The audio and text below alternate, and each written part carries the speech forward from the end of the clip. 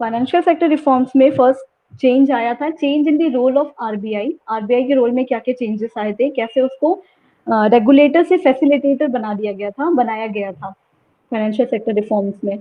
Second point है origin of private sector banks. Private sector banks को permission मिल गया था कि फॉरेन बैंक्स और प्राइवेट सेक्टर जो इंडियन ओरिजिन और as well as foreign banks हैं वो भी स्टैब्लिश हो सके कंट्री के अंदर। उसके बाद जो है थर्ड पॉइंट हमने पढ़ा था कि increase in limit of foreign investments. जो फॉरेन इन्वेस्टमेंट्स हैं उनकी बैंक में इन्वेस्टमेंट की लिमिट जो है वो रेज करके अराउंड 51% कर दी गई थी। और foreign institutional investors it means FII को अब अलाउ कर दिया गया था कि वो म्यूचुअल फंड्स, पेंशन फंड्स, ये सारी चीजों में भी इंडियन के फाइनेंशियल मार्केट में इन्वेस्ट कर सके। ठीक है।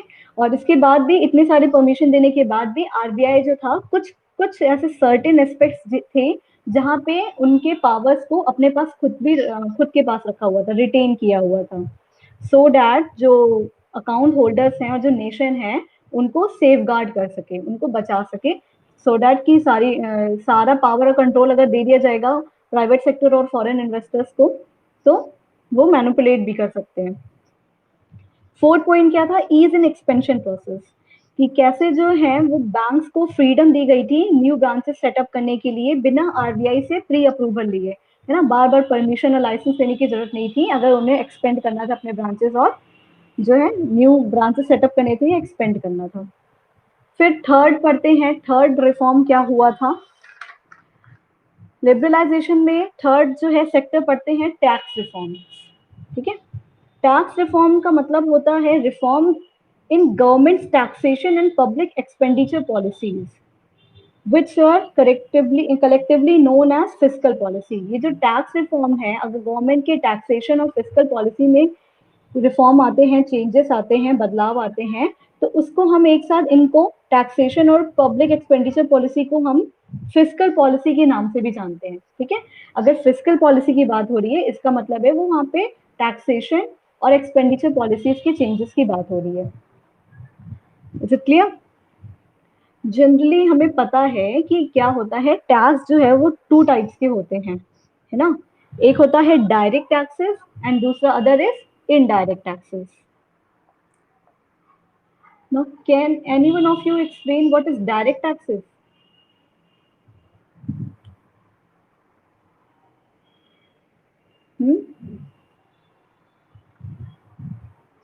कोई बता सकता है डायरेक्ट टैक्सेस क्या होता है?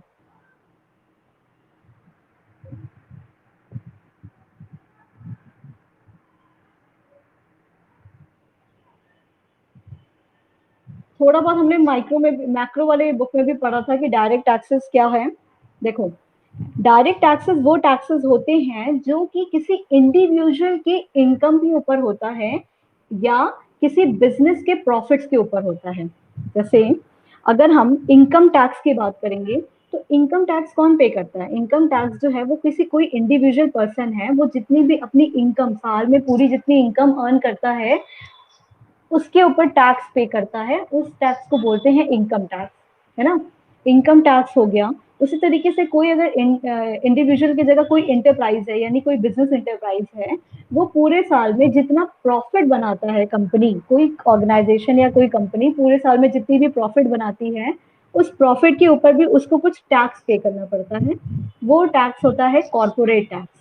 ठीक है। तो डायरेक्ट टैक्सेस वो टैक्सेस होते हैं on income of the individual as well as profit of the business enterprises। ठीक है। एग्जाम्पल में हम लोग इंडिविजुअल की इनकम पे जो टैक्स लगती है उसे इनकम टैक्स बोल सकते हैं, बोलेंगे, और बिजनेस इंटरप्राइजेस के प्रॉफिट के ऊपर जो टैक्स लगता है उसे हम प्रॉफिट कॉर्पोरेट टैक्स बोलते हैं या प्रॉफिट टैक्स भी बोलते हैं। ये हमने मैक्रो इकोनॉमिक्स में पढ़ा देता हूँ। ठीक है। एक और चीज है, डायरेक्ट टैक्सेस उन्हें भी कहते हैं, इसके बारे में अभी हम लोग मैक्रो इकोनॉमिक्स के जो मनी एंड बैंकिंग चैप्टर है उसमें और डिटेल में भी पढ़ने वाले हैं। अभी एक समझ लेते हैं ऐसे शॉर्ट में कि डायरेक्ट टैक्सेस वो टैक्सेस भी होते हैं जिन टैक्सेस की लायबिलिटी टू पे और उसका बर्डन दोनों ही सेम पर्सन के ऊपर लाई करता है। ऐसे टैक्सेस जिन टैक्सेस का liability to pay and burden lies on the same person. मतलब लायबिलिटी टू पे का मतलब होता है कि जिसको वो टैक्स पे करना है, है ना। और बर्डन मतलब जिनके ऊपर ये टैक्स बना, किस पर्सन के ऊपर वो टैक्स जो है, किसकी वजह से टैक्स बना, वो उसका बर्डन हुआ। और कौन उसको पे करने वाला है गवर्नमेंट को फर्दर, वो हुआ लाइबिलिटी टू पे। अगर ये दोनों चीजें सेम पर्सन के ऊपर होती हैं, फॉर एग्जाम्पल कोई अगर इंडिविजुअल है, कोई इंडिविजुअल पर्सन है ना, तो वो जो भी इनकम अर्न करेगा, तो वो अपने इनकम में क्यों खुद से अर्न किया है उसके ऊपर टैक्स लग रहा है। यानी कि बर्डन किसके ऊपर आया, जो है इंडिविजुअल है उसी के ऊपर बर्डन आया, क्योंकि उसकी खुद की इनकम थी, उसके ऊपर टैक्स उसको पे करना था। और लायबल भी वो खुद हुआ, क्योंकि उस पर्टिकुलर पर्सन का टैक्स जो इनकम टैक्स है वो कोई सेकंड पर्सन या थर्ड पर्सन आके पे नहीं करने वाला है। जिस इंसान का, जिस इंडिविजुअल का इनकम पे टैक्स हुआ है, एक तो उसके इनकम की वजह से हुआ, यानी बर्डन उसी के ऊपर है, और लायबल भी वही है, इस पे भी इसी इंडिविजुअल को करना पड़ेगा। यानी कि ये दोनों काम क्या कर रहा है, एक ही इंडिविजुअल कर रहा है, एक ही पर्सन कर रहा है। तो ऐसे टैक्सेस को हम बोलते हैं क्या, डायरेक्ट टैक्सेस। बात समझ में आई, डायरेक्ट टैक्सेस क्या होता है। डायरेक्ट टैक्सेस अभी हम ऐसे समझ सकते हैं कि taxes for which the liability to pay and the burden falls on the same person. या यहाँ पे ये बोल सकते हैं डायरेक्ट टैक्सेस वो टैक्सेस हैं जो इंडिविजुअल अपने इनकम के ऊपर और इंटरप्राइजेस अपने प्रॉफिट के ऊपर पे करती है, वो सारे टैक्सेस क्या होते हैं, डायरेक्ट टैक्सेस होते हैं।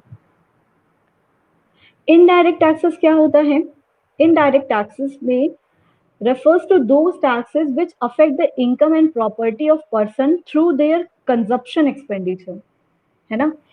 इनडायरेक्ट टैक्सेस वो टैक्सेस होते हैं जो हम कंजप्शन एक्सपेंडिचर करते हैं, यानी जो हम खर्चे करते हैं उसकी वजह से जो हमारे इनकम एंड प्रॉपर्टी पे इफेक्ट डालती हैं या उसे कम करती हैं, या उसमें जो टैक्स आता है हमारे कंजप्शन एक्सपेंडिचर की वजह से, यानी हमारे खर्चा करने की वजह से जो टैक्सेस आते हैं।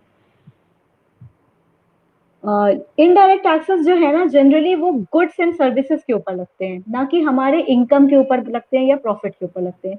जो भी हम सामान यूज करते हैं, कोई गुड हो गया या कोई सर्विसेज अगर हम रेंडर करते हैं, किसी से सर्विस लेते हैं, उन चीजों पे जो जो टैक्स लगता है ना, जैसे कोई हम मान लो कोई फूड प्रोडक्ट ही है, हम पैकेट का कोई सामान खरीदते हैं, चॉकलेट ले लिया, चिप्स ले लिया, ये लिया, तो उसमें क्या होता है, इंक्लूसिव ऑफ टैक्सेस उसे लिखा होता है, उसकी जो एमआरपी होती है उसके अंदर हमेशा इंक्लूसिव ऑफ टैक्सेस लिखा होता है।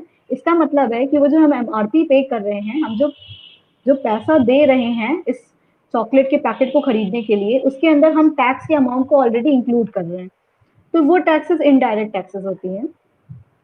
और इसको ऐसे समझ सकते हैं कि ऐसे taxes whose liability to pay and burden falls on two different person, मतलब टैक्स बना किसी और के ऊपर और उसको पे करता है कोई और, बर्डन किसी और इंसान के ऊपर या किसी और पर्सन के ऊपर आता है उस टैक्स का, लेकिन उस टैक्स को पे करने वाला होता है कोई और पर्सन, कोई अदर पर्सन। ठीक है, अब इसके एग्जाम्पल एक देखते हैं कि इनडायरेक्ट टैक्सेस एक्चुअली होता क्या है, liability to pay and burden दोनों डिफरेंट पर्सन के ऊपर कैसे लाई कर रहा है। तो हम देख सकते हैं ना कि अगर हम किसी रेस्टोरेंट जाते हैं खाना वाना खाने के लिए, लंच करने के लिए या डिनर करने के लिए, तो जब उसका रेस्टोरेंट का बिल आता है हमारे लंच करने के बाद, तो बिल में क्या होता है, जितनी भी हमने फूड आइटम ली है उसकी प्राइसेस के साथ आखिरी में लिखा रहता है जीएसटी, है ना, CGST SGST करके कुछ परसेंटेज लिखे रहते हैं और उसका पैसा भी ऐड किया जाता है, जो कि पहले क्या होता था, सेल्स टैक्स वगैरह होता था, इन सारी चीजों को एक करके अब जीएसटी में चेंज कर दिया गया था। तो गुड्स एंड सर्विसेज टैक्स लगता है हमारे फूड प्रोडक्ट पे, जो भी हम रेस्टोरेंट वगैरह में खाना वाना खाते हैं, तो है ना। तो वो जीएसटी जो है वो क्या किया जाता है, पे किससे किया जाता है, हम जो है उसके जो टैक्स का पैसा होता है हम पे करते हैं किसको, होटल वालों को, जो रेस्टोरेंट के ओनर होते हैं उनको पे करते हैं, बिल के साथ अपने फूड के आइटम के साथ जो है उस अमाउंट को टोटल करके हम पे करते हैं किसको, रेस्टोरेंट ओनर को, है ना। तो ये जो टैक्स है इसका बर्डन हमारे ऊपर आया, क्योंकि ये टैक्सेस, ये सर्विस हमने ली थी रेस्टोरेंट से, होटल से या रेस्टोरेंट से हमने कोई सर्विस ली है ना, फूड सर्विस ली है, खाना खाया वहां पे, उस सर्विस पे हमारे ऊपर, मेरे ऊपर बर्डन किसके ऊपर आया, मेरे ऊपर आया उस टैक्स का। तो हमने वो टैक्स पे किया, लेकिन गवर्नमेंट तक उस पर्टिकुलर टैक्स के अमाउंट को गवर्नमेंट तक लेके जाएगा कौन, वो रेस्टोरेंट ओनर लेके जाएगा, है ना। जब टैक्स पे करने की बात होती है तो हमने तो रेस्टोरेंट वाले को टैक्स दिया था, ना कि सीधे गवर्नमेंट को दिया, इनडायरेक्ट टैक्सेस में ये होता है कि बर्डन आया किसी ए पर्सन के ऊपर, लेकिन पे करता है गवर्नमेंट को कोई बी पर्सन, है ना। इसीलिए बोला गया है liability to pay and burden of tax lie on the two different person. ये बात समझ में आई। इनडायरेक्ट टैक्सेस में क्या हो रहा था कि ये इनकम टैक्स के बर्डन भी मेरे ही सर आया था और इसको पे गवर्नमेंट को किसने किया था, वो भी मैंने ही किया था।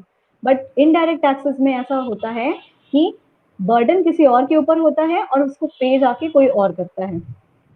ये बात समझ में आई।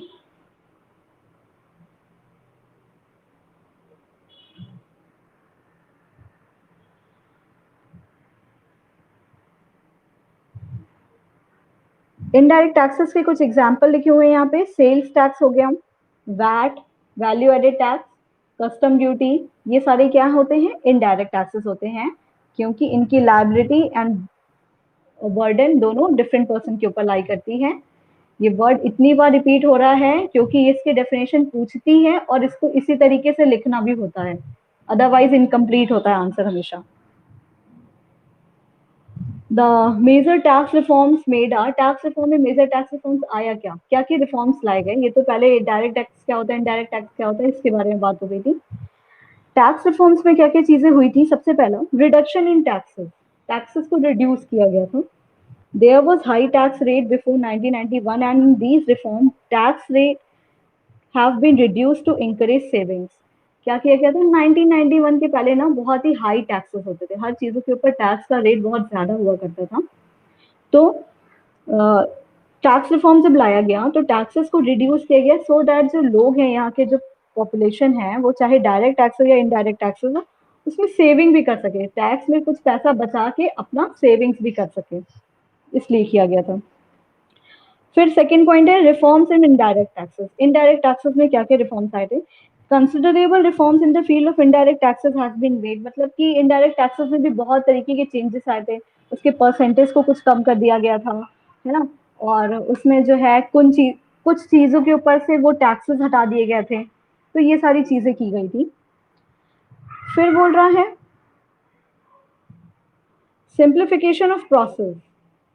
सिंप्लीफिकेशन ऑफ प्रोसेस में क्या हुआ था कि नाम से ही समझ में आ रहा है कि जो बेटर क्या हो सकता है, जो टैक्स पेयर को ज्यादा डिफिकल्टी ना फेस करना पड़े टैक्स पे करने के लिए, जिसकी वजह से क्या होता है कॉम्प्लिकेटेड काम होते हैं ना, तो वो होता है कि रहने दो, नहीं करते हैं, छोड़ देते हैं, इतना दिमाग कौन लगाएगा, इस तरीके से ना करके जो प्रोसेस था टैक्स पेइंग का उसके प्रोसीजर को बहुत सिंप्लीफाई कर दिया गया था।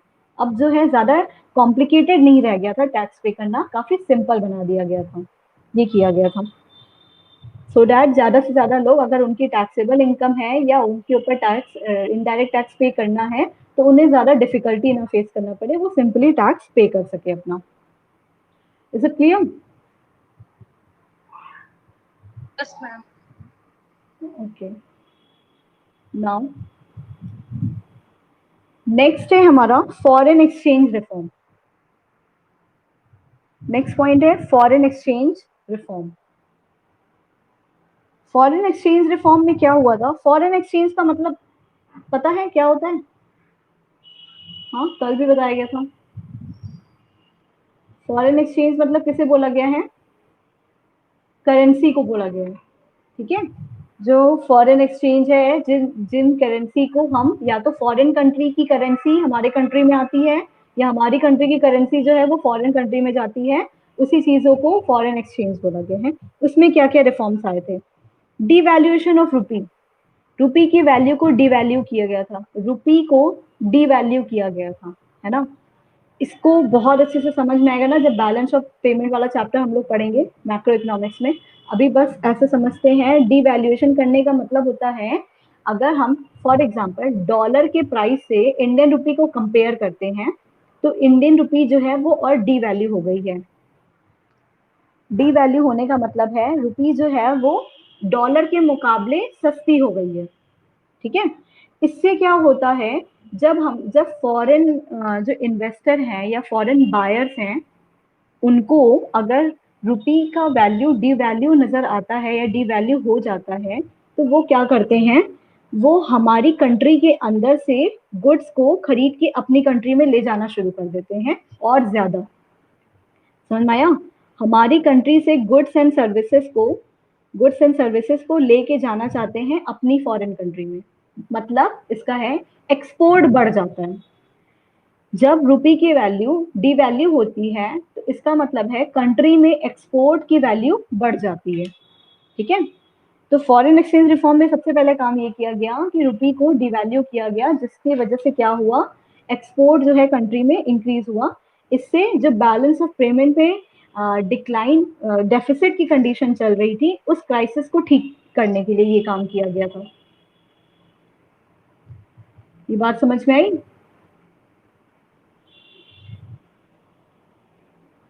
सेकेंड क्या किया गया था फॉरेन एक्सचेंज में कि market determination of exchange rate. Market determination of exchange rate का मतलब होता है कि $1 में, अगर $1 है, उसकी रुपीज में कितनी वैल्यू होगी, रुपीज की कितनी वैल्यू होगी, ये डिटरमाइन करने के लिए पहले फिक्स्ड एक्सचेंज रेट सिस्टम चला करता था। ठीक है, एक्सचेंज रेट में भी क्या होता था ना, प्राइस डिटरमाइन करने का एक तरीका होता था, अलग अलग टाइप्स होते थे। तो उसमें फिक्स्ड एक्सचेंज रेट में क्या होता है, गवर्नमेंट जो होती है, कंट्री की जो गवर्नमेंट होती है, वो एक्सचेंज रेट को डिसाइड करती है कि $1 कितने रुपए का, रुपए के अगर हिसाब से बात करेंगे तो $1 कितने रुपए, इसके रुपए में क्या वैल्यू होगी। ये बात समझ में आई? अगर हम 50 रुपीज देंगे, वो इक्विवेलेंट होगा $1 के, कि हम 70 रुपीज देंगे, वो इक्विवेलेंट होगा $1 के। ये डिसाइड कौन करता था? गवर्नमेंट करती थी। बट फॉरेन एक्सचेंज रिफॉर्म में ये हुआ कि मार्केट जो है, मार्केट फोर्सेस, यानी कि एग्रीगेट डिमांड और एग्रीगेट सप्लाई, किन चीजों का डिमांड और सप्लाई, गुड्स का नहीं, फॉरेन एक्सचेंज की डिमांड एंड सप्लाई जो है वो डिसाइड करेगी कि प्राइस क्या होगा, फॉरेन एक्सचेंज का रेट क्या होगा। समझ में आया? जिसे हम फिक्स की जगह पे flexible foreign exchange rate system भी बोलते हैं। दो एक्सचेंजेस रेट सिस्टम होते हैं, एक होता है फिक्स, जिसमें गवर्नमेंट डिसाइड करती है फॉरेन एक्सचेंज के प्राइसेस को। दूसरा होता है फ्लेक्सिबल फॉरेन एक्सचेंज सिस्टम, जिसे हम market determination of exchange rate भी बोलते हैं, जिसमें क्या होता है, जो मार्केट फोर्सेस होते हैं डिमांड एंड सप्लाई के, फॉरेन एक्सचेंज के, वो प्राइसेस डिसाइड करती हैं कि $1 कितने का, $1 की रुपी में कितनी वैल्यू होगी, या €1 की रुपी में कितनी वैल्यू होगी, या £1 की रुपी में कितनी वैल्यू होगी। ये सारी चीजें कैसे डिसाइड होती हैं? Market forces of demand and supply of foreign exchange. Foreign exchange के जो मार्केट फोर्सेस होते हैं डिमांड एंड सप्लाई के, वो डिसाइड करती है। ये बात समझ में आई? फॉरेन एक्सचेंज रिफॉर्म में दो चीजें क्या हुई थी, पहला कि डिवैल्यूएशन ऑफ रुपी, रुपी की वैल्यू को डिवैल्यू कर दिया गया था, जिससे एक्सपोर्ट कंट्री में बढ़ गया था, और जो बैलेंस ऑफ पेमेंट डेफिसिट की प्रॉब्लम थी, क्राइसिस थी, उसे कम किया गया। जब एक्सपोर्ट बढ़ जाएगा तभी तो बैलेंस ऑफ पेमेंट जो है डेफिसिट से सरप्लस में जाएगा। कल हमने देखा था ना कि बैलेंस ऑफ पेमेंट डेफिसिट में क्यों होता है, जब इंपोर्ट ज्यादा होता है, एक्सपोर्ट कम होता है। तो इसी चीज को ठीक करने के लिए रुपी की वैल्यू को डिवैल्यू किया गया था। दूसरा कि फॉरेन एक्सचेंज को मार्केट डिटरमाइन करता था, अब गवर्नमेंट डिटरमाइन नहीं करती थी, मार्केट फोर्सेस डिटरमाइन करने लगे थे। ये चेंजेस लाए गए थे फॉरेन एक्सचेंज रिफॉर्म में। ये बात समझ में आई? हम्म,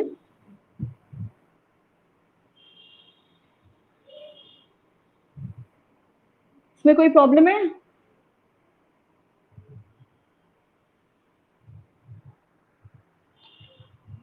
कोई प्रॉब्लम, कुछ पूछना है?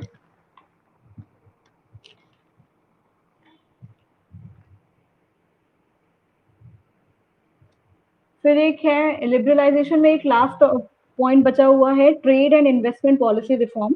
इसमें क्या हुआ था ये हम लोग कल पढ़ेंगे, फिर लिबरलाइजेशन की टॉपिक खत्म हो जाएगी यहाँ पे। किसी को कोई कंफ्यूजन है, कुछ भी पूछना है तो पूछो, अभी क्लियर कर लो सारे डाउट्स, क्योंकि ये सब बस पढ़ के भूल नहीं जाना है, हमें अच्छे से दिमाग में बैठाना भी है, याद रखना है, बोर्ड एग्जाम देना है।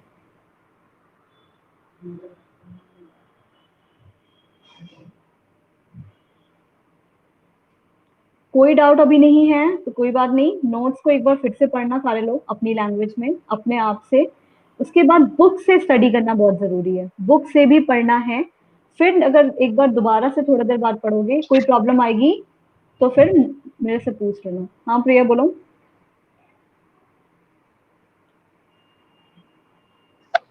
मैम एक बार क्या बता दे? ये market. Market determination of exchange rate. Yes ma'am. जैसे हम लोग क्या होता था, प्राइस डिटर्मिनेशन पढ़े थे ना माइक्रो इकोनॉमिक्स में, कि ग्राफ बनाते थे, डिमांड कर्व और सप्लाई कर्व बनाते थे, जहां पे दोनों इंटरसेक्ट करता था वो इक्विलिब्रियम प्राइस वो इक्विलिब्रियम पॉइंट बनता था। और जो प्राइस होती थी वो क्या होती थी, इक्विलिब्रियम प्राइस होती थी। तो ये जो डिमांड और सप्लाई का कर्व बनाते थे, है ना, इनवर्स और डायरेक्ट कर्व जो बनता था वो क्या होता था कि वो गुड्स जो होती थी, जैसे कि कोई सामान यूज करते थे, जो गुड्स खरीदते थे, उस चीज की डिमांड और सप्लाई हुआ करती थी। यहाँ पे जब हम एक्सचेंज रेट की बात कर रहे हैं, एक्सचेंज रेट की मतलब कि डॉलर की रुपी में क्या वैल्यू होनी चाहिए उसकी बात कर रहे हैं, तो ये जो डिमांड कर्व है ये गुड्स का नहीं होता है, ये फॉरेन एक्सचेंज का डिमांड कर्व होता है, और ये फॉरेन एक्सचेंज का सप्लाई कर्व होता है। तो ये जो डिमांड कर्व बनता है और सप्लाई कर्व बनता है, एग्रीगेट डिमांड और एग्रीगेट सप्लाई कर्व, वो फॉरेन एक्सचेंज का एग्रीगेट डिमांड है, यानी कि पूरे इकोनॉमी में हमारे कितने लोग फॉरेन एक्सचेंज की डिमांड कर रहे हैं, यानी जितने लोग करेंसी की डिमांड कर रहे हैं। कौन सी करेंसी की? फॉरेन वाले करेंसी की, है ना। या हमारे कंट्री में फॉरेन एक्सचेंज की डिमांड कौन करेगा? जो आदमी कोई बाहर से, जैसे फॉरेनर कोई है अगर हमारे कंट्री में घूमने के लिए आया है, तो वो वहां से, तो वो मान लो यूएस से कोई पर्सन आया है, तो वहां से तो डॉलर लेके आएगा, है ना। तो वो डॉलर को यहाँ आके तो खर्चा नहीं कर सकता है, होटल वालों को खाने के लिए, रेस्टोरेंट वालों को डॉलर में तो पे करेगा नहीं। तो वो क्या करेगा, इंडियन करेंसी रुपी जो है, रुपी की डिमांड करेगा। वो जाएगा बैंक के पास, वो बोलेगा हमें जो है, हम $10 दे रहे हैं, उसके बदले में आप हमें रुपी की दो। तो ये रुपी की डिमांड हुई। तो ये जो इस तरीके से बहुत सारे लोग डिमांड करते हैं, तो वो बन जाता है डिमांड कर्व, फॉरेन एक्सचेंज का डिमांड कर्व बन जाता है। उसी तरीके से जब इंडियन कोई फॉरेन कंट्री में कहीं घूमने के लिए जाएगा या पढ़ने के लिए जाएगा या बिजनेस करने के लिए जाएगा, जिस भी काम से जाए, तो यहाँ से वो रुपी लेके जा रहा है, लेकिन वहां जाके वो फॉरेन करेंसी की क्या करेगा, डिमांड करेगा। तो या उनके लिए, हमारे इंडियंस वालों के लिए वो सप्लाई हो गया, ठीक है। तो ये बन जाता, यहाँ से क्या होता है, इसी तरीके से बहुत सारे लोग करते हैं, तो वो फॉरेन करेंसी का सप्लाई कर्व बनाता है। जिस पॉइंट पे डिमांड कर्व और सप्लाई कर्व आपस में इंटरसेक्ट करता है फॉरेन करेंसी का, वहां से फॉरेन करेंसी की प्राइस डिटरमाइन होती है। समझ में आया? वहां से फॉरेन करेंसी की प्राइस डिटरमाइन होती है। और यही प्रोसीजर अब शुरू कर दिया गया था फॉरेन एक्सचेंज रिफॉर्म में। इससे पहले क्या होता था, गवर्नमेंट बताती थी, यहाँ की सरकार बताती थी कि $1 की कीमत हम ₹50 रख रहे हैं, ना इससे ज्यादा ना इससे कम। लेकिन अब जब ये डिमांड कर्व और सप्लाई कर्व बताने लगी है, तो जैसे जैसे ये कभी ऊपर जाता है कभी नीचे जाता है, तो उसी तरीके से फॉरेन एक्सचेंज की डिमांड और जो रेट है वो भी चेंज होती रहती है। जैसे न्यूज में देखते हो डेली, बिजनेस न्यूज में देखना, न्यूज चैनल में साइड में लिखा रहता है, कॉर्नर में आता है कि इंडियन रुपी के हिसाब से डॉलर की $1 कितने रुपी का है, 72 रुपीज है, 75 रुपी है, क्या चल रहा है।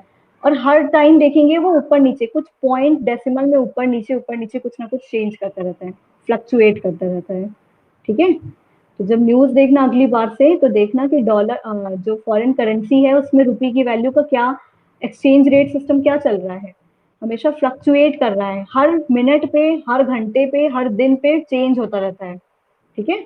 क्यों चेंज होता रहता है? क्योंकि इनके डिमांड और सप्लाई में भी हर हर टाइम पे चेंज आता रहता है, कुछ ना कुछ चेंजेस होते रहते हैं, इसीलिए फॉरेन एक्सचेंज हमेशा चेंज होता है।